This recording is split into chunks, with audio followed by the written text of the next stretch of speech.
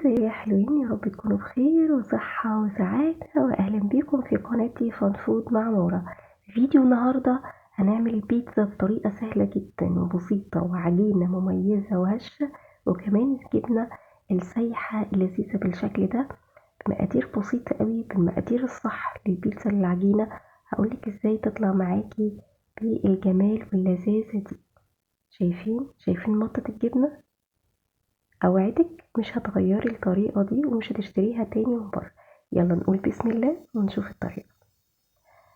اول حاجة معايا في بولة هضيف كوباية دافية من المية، حوالي 250 مللي، معلقة من السكر ومعلقتين كبار من الخميرة الفورية. قلبهم كويس جدا مع بعض لغاية لما السكر والخميرة كده يمتزجوا مع المية والسكر يدوب تماما. بعد كده بضيف كوباية صغيرة من الدقيق. احنا هنا بنعمل البولش او بنربي العجينة. البولش ده هو الاساس اللي احنا بنعمل بيه الخميرة بتاعتنا علشان يسرع في وقت التخمير، وكمان بيدي هشاشة حلوة قوي للعجينة. بعد كده بغطيها كده بستراتش راب او بطبق وبسيبها على جنب من نص ساعة لساعة حسب الجو عندك. اهم حاجة ان الخميرة تتفاعل ويتضاعف الحجم بتاعها. بعد كده هنبتدي نجهز الصوص لغاية لما البولش بتاعنا يبتدي يخمر. معايا هنا نص كيلو من الطماطم، وضروري ان هي تكون طماطم حمرا، وابتدي اغسلها كويس، وبعد كده بعمل فيها كروس كده او علامة زائد زي ما احنا شايفين كده، وبحطها في صينية عليها ورقة زبدة. انا هنا هعمل لكم البيتزا بالصوص الطماطم المشوية، وعايزة اقول لكم الصوص ده بيدي ريحة جامدة جدا وطعم مميز وحلو قوي. برصها كده في صينية فيها ورقة من الزبدة، وبيكون معايا 4 فصوص من الثوم، وبشيل بس الجزء الأخير ده كده، وبرضه بحطهم جنب كده جنب الطماطم. معايا هنا بقى معلقتين من الزيت عليهم زعتر جاف، وعليهم كمان ورق من الريحان.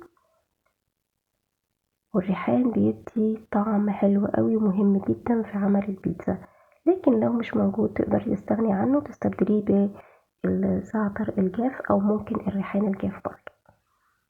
وببتدي احشي الطماطم بتاعتي دي او احط شوية من الزعتر والريحان في الطماطم، وبعد كده بحط عليهم شوية كده من الزيت من بره. الطريقة دي بتخلي الخضار كله يتشوي مع بعضه، فبيديكي ريحة قوية وحلوة قوي وطعم مميز جدا للصوص بتاعك. دي طريقة من طرق الصوصات بتاعة البيتزا. هنا البوليش بتاعنا خلاص ابتدى الحجم بتاعه يتضاعف وخمر. شايفين؟ هوريكم دلوقتي الفقاعات بتاعته بقت عاملة ازاي. كده خلاص جاهز اننا نشتغل بيه. هضيف عليه 50 مللي من الزيت، حوالي ربع كوباية، وكمان هضيف عليه علبة من الزبادي في حدود 100 جرام او 125 جرام.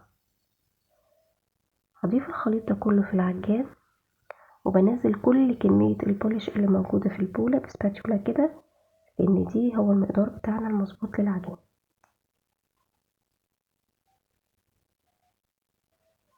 طبعا تقدري تعجني العجينة دي عادي على ايديكي، وعجننا قبل كده عجاين كتير على ايدينا.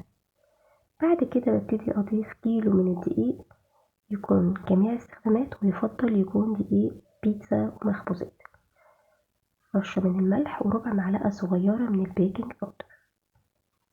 بعجن كل المكونات دي مع بعض، وابتدي اضيف مية بعد كده بالتدريج لغاية لما العجينة تبتدي تنعم وتلم معايا. اهم حاجة في الموضوع ده هو وقت العجن. البيتزا من الحاجات اللي بتاخد عجن، لان احنا عايزين نفعل فيها الجلوتين او الشبكة الجلوتينية اللي هي بتديكي التخمير الصح والعجينة الصح. بعد ما بقى اعجنها كويس جدا، انا هنا خدت معايا حوالي كوبايتين من المية، وده بيختلف من عجينة للتانية. ببتدي امسح الكاونتر كده بالشكل ده، واعجنها كويس تاني على الرخام. ببتدي اخدم كده العجينة كويس جدا، شايفين لغاية لما العجينة تنعم معايا زي ما احنا شايفين كده. بغطيها بكيس بلاستيك وبسيبها ترتاح حوالي 10 دقايق بس، مش تخمر. بعد ما ارتاحت معانا لمدة 10 دقايق علشان تكون بس كده العجينة معانا اخدت وقتها ونقدر نشكلها. شايفين بقى، عايزة اوريكم بصوا بتبقى عاملة ازاي والتخمير فيها عامل ازاي لما خمرناها بس او سيبناها ترتاح 10 دقايق.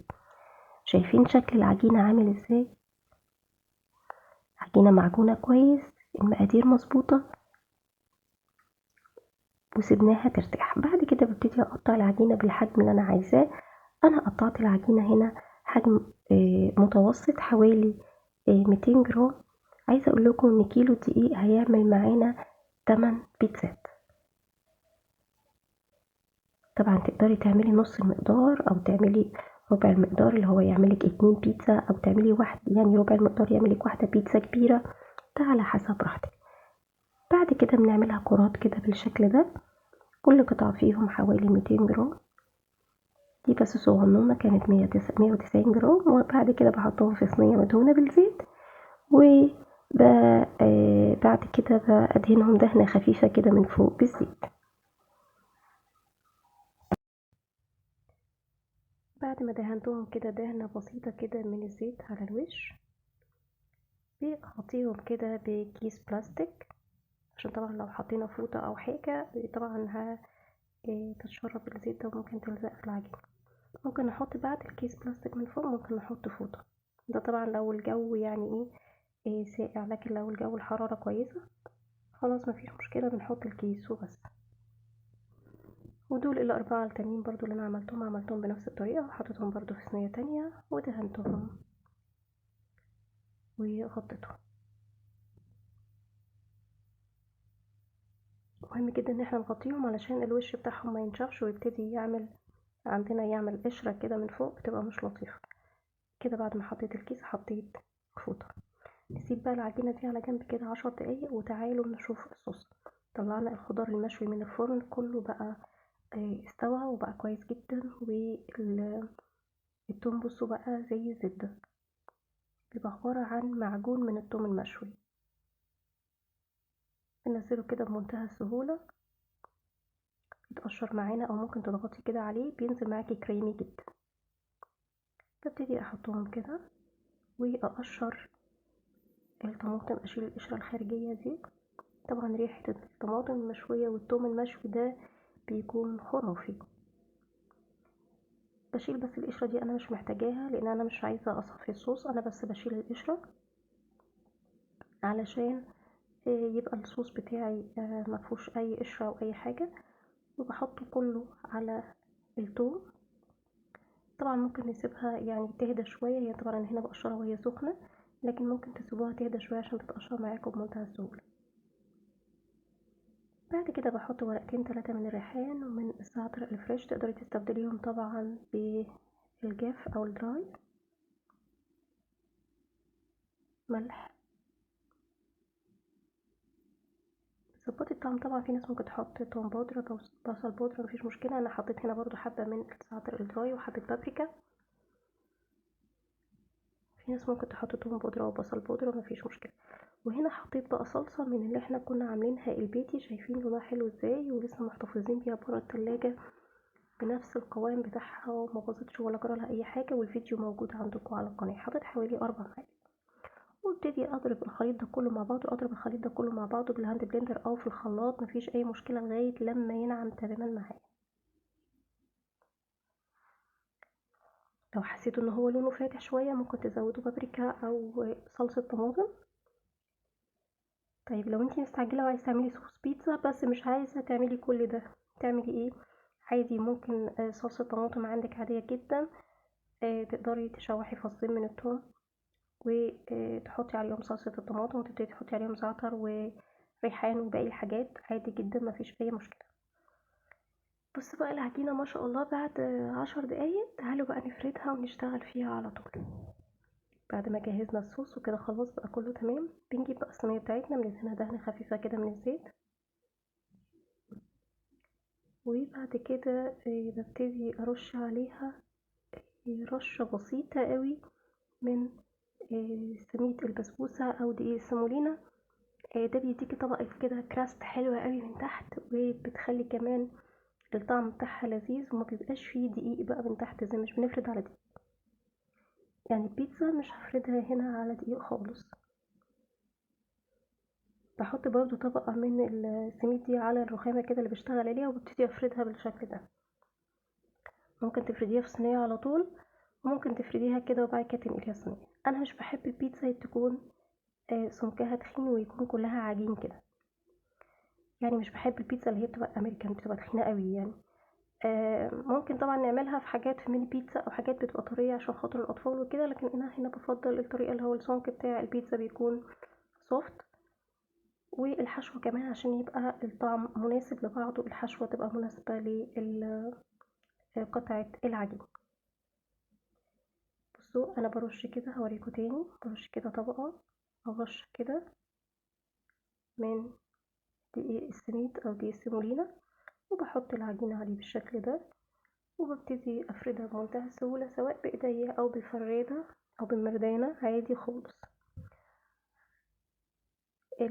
فايدة الدقيق السيمولينا ان هو اولا بيديكي طبقة حلوة قوي في التسوية، بيديكي طعم حلو. تاني حاجة وانتي بتفردي بتتحرك معاكي بمنتهى السهولة والسلاسة، ما تاخدش منك اي مجهود، يعني هو بيبقى عامل زي الرمان البلي كده تحتها بيحركها، ما بتاخدش منك اي مجهود، وبتديكي طبقة كراست كده في التسوية بتكون حلوة قوي. طبعا كل الناس اللي بتشتغل في المطاعم او في البيتزا عارفين ان ده اساسي ان احنا بنفرد على دقيق سيمولينا. بعد ما حطيتها ببتدي اعمل حرف كده ليها بصوابعي كده، ببتدي اعمل حرف للبيتزا. ده طبعا مش هنحط عليه الحشو، هنحط الحشو في الجزء في النص. بعد كده بخرمها كلها بالشوكة، وببتدي احط الصوص بتاعي زي ما احنا شايفين كده،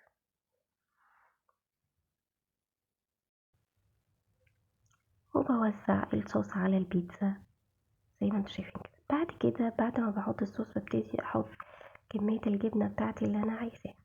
كل ما انت عايزة مطة تكون اكتر زودي في كمية الجبنة. انا هنا هعمل لكم الطريقة يعني الاساسية وبخضار وجبن. طبعا حابين بعد كده تضيفوا اي اضافات، انا بعمل هنا يعني الطريقة السامبل البسيطة، وممكن تضيفوا عليها اي اضافات تانية. بحط بقى كده شرايح من الطماطم والزيتون والفلفل الاخضر، ودي بالنسبة لي انا بحبها جدا بدون اي لحوم او فراخ او اي حاجة. زي ما احنا شايفين كده الموضوع سهل وبسيط وتكنيك بسيط قوي، هو بس نتبع التكنيك هيطلع معانا كل حاجة زي الفل. شرايح برضو من الزيتون الاخضر او ممكن الزيتون الاسود حسب اللي انتوا بتحبوه.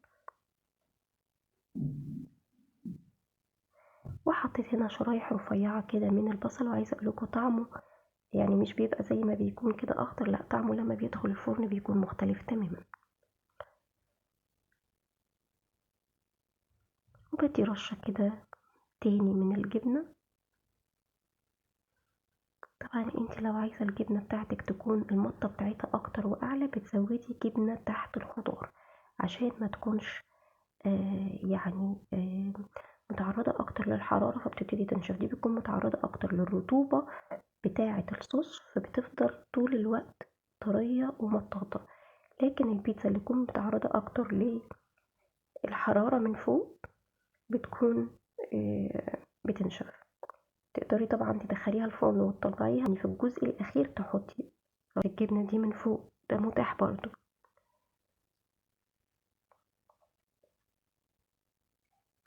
نعمل بقى واحدة تانية، انا هوريكم كده كام طريقة للحشوات، وانتوا تقدروا طبعا تعملوا الحشوات اللي انتوا عايزينها. بنبتدي نخرم كده القلب بتاعها كده بالشوكة، لكن الحرف لا. نحط صوص بقى طماطم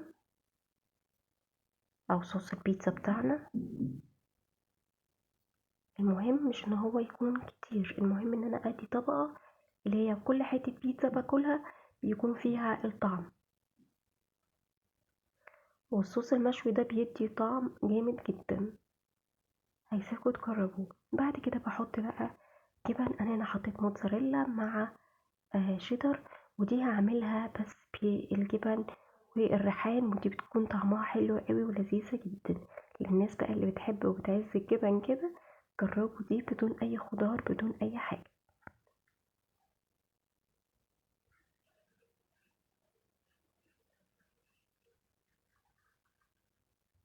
وشريحة طماطم كده بس في النص عشان تديها شكل حلو. وبندهن الحراف بتاعتنا، عندنا حاجتين نقدر ندهنهم بزيت فيه شوية من التوم والزعتر، أو ندهنهم بصوص البيتزا. وأنا بفضل إن احنا ندهن بصوص البيتزا، بيدينا لون أحلى، وكمان بتكون حتة اللقمة كلها متطعمة بالصوص. تعالوا بقى نعمل برضو واحدة كمان. عملنا بنفس التكنيك بالظبط. فردنا العجينة سيبناها 10 دقايق من غير صوص، وبعد كده خرمناها وحددنا الحرف بتاعها، وحددنا الحرف الأول وخرمناها، وبعد كده نبتدي نحط الصوص والحشوات بتاعتنا. بعد ما بتحطي الصوص والحشوات بتاعتك مباشرة بتدخلي العجينة الفرن أو البيتزا الفرن، ما بتقعدش تخمر تاني. احنا كده مخمرين العجينة ومخمرين البوليش في الأول، وبنسيب العجينة بعد ما بنقطعها 10 دقايق، فده كافي جدا. بندخلها طبعا على درجة حرارة 200 أعلى درجة حرارة، والبيتزا مش بتاخد وقت في الفرن عشان ما تنشفش منك. هنا بقى حطينا رشة كده حلوة كده جريئة من الجبن، وبعد كده حطينا زعتر، وحطيت عليها بابريكا.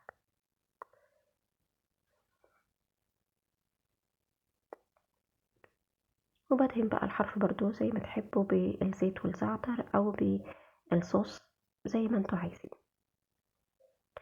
موضوع سهل جدا وبسيط. تقدروا تحطوا طبعا بعد كده تقدروا تحطوا تشيكن سترابس، تقدروا تحطوا جمبري، تقدروا تحطوا كرات من الكفتة، تقدروا تحطوا لحمة متعصجة زي ما تحبوا. تعالوا نعمل دي ونحشي الأطراف بتاعتها بالجبنة. فردناها عادي جدا، وهنا محددتش بقى الأطراف، ابتديت أحط كده صوابع من الجبنة. وعايزة أقول لكم إن نوع الجبنة أو أنواع الجبنة اللي أنا استخدمتها كلها من أول فيديو هي جبنة الحمد، لكن أنا بستخدم على قد ما أقدر الأنواع الطبيعي. يعني في الجبنة الموتزاريلا بيكون فيها أنواع طبيعي. ببتدي بقى أحط كده الجبنة وأقفل عليها كويس جدا. أهم حاجة إن أنا أقفل الأطراف كويس زي ما احنا شايفين كده، علشان أنا مش عايزة الجبنة تخرج منها لما العجينة تدخل الفرن. ممكن بقى يعني الحرف كده بتاع العجينة ابتدي اثبته بالشوكة علشان اتأكد ان هي مقفولة كويس ومش هتفتح مني.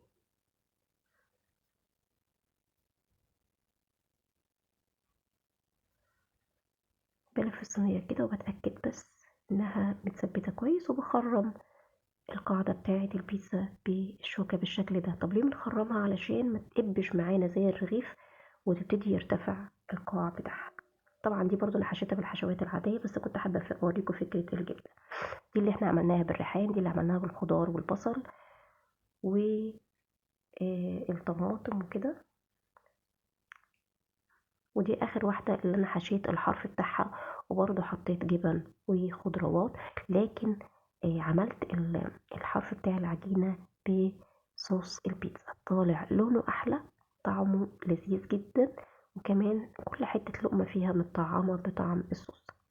تعالوا بقى نقطعها كده ونشوف الجمال واللذاذة والطراوة والريحة بتاعتها اللي كأنك عاملة مخبز بيتزا في البيت. بصوا بقى، شايفين العجينة رفيعة، الحشوة ما شاء الله، كمان اللي محشي جبنة مخلي الأطراف بتاعتها مقرمشة جدا. طبقة أو رشة السميد اللي بنحطها بتدي كراست كده، فبتاكلي حاجة طرية مطاطة مع سنة كراست بسيطة، بيديكي طعم حلو قوي. شايفين قد ايه طرية وهشة، والجبنة بتمط معاكي، وطعمها في منتهى اللذاذة. جربوها بالطريقة اللي قلتلكوا عليها دي بكل التكنيك، واعملوا الحشوات اللي انتوا عايزينها. طريقة سهلة جدا وبسيطة ولذيذة. اتمنى كل الحاجات اللي انا بقدمها لكم تكون بتعجبكم. شوفوا بقى مطة الجبنة، واشوفكم في وصفة جديدة وفضفض مع مورا. باي باي.